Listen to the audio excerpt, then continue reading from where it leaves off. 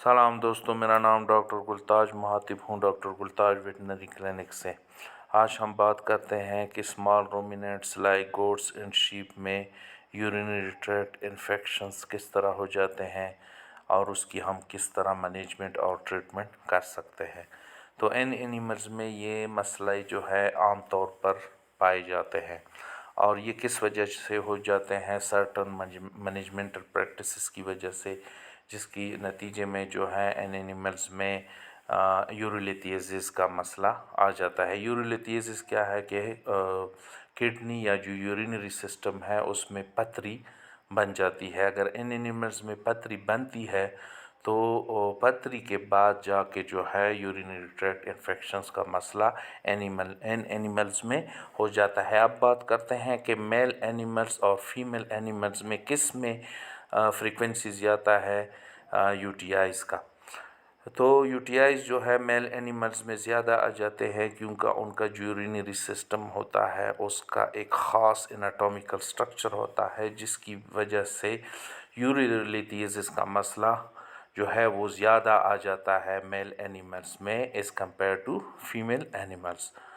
और female animals की अगर हम बात करते हैं तो उसका जो यूरिथ्रा होता है वो is compare to male animals थोड़ा वाइडर होता है, तो उनमें जो है यूरिलिथियासिस का मसला इतनी आसानी से नहीं आ जाता। तो इस वजह से यूटीआईज़ का मसला भी फीमेल एनिमल्स में कम आता है as compare to male animals.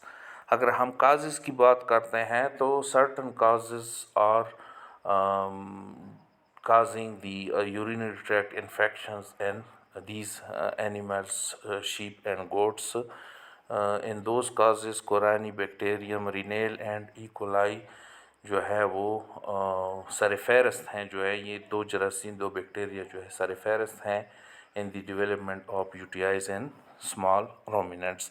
इसके अलावा भी और दूसरे जो है पैथोजेंस हैं वो भी इन एनिमल्स में जो है यूटीआईज का मसला क्रिएट कर सकते हैं।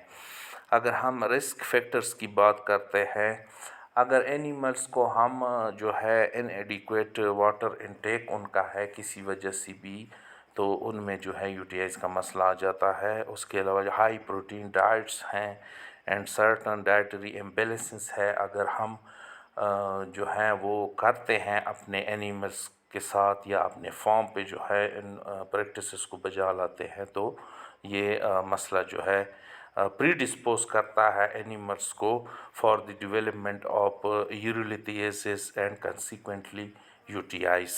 अगर सिम्टम्स की हम बात करते हैं तो इन एनिमल्स या रूमिनेंट्स में यूटीआई जो है उनमें सिम्टम्स ये है कि जो है एनिमल जो है फ्रीक्वेंट यूरिनेशन करता है, उनमें जो है डिफ़िकल्टी इन यूरिनेशन, उसके अलावा यूरिन में ब्लड का आना, खून आने लगता है यूरिन में, उसके अलावा जो है यूरिन जो है स्ट्रॉन्ग स्मेलिंग करता है, तो ये भी एक सिम्टम है जो है यूटीआईज़ के डायग्नोसिस के हवाले से, अगर हम उसकी डायग्नोसिस करना चाहें तो।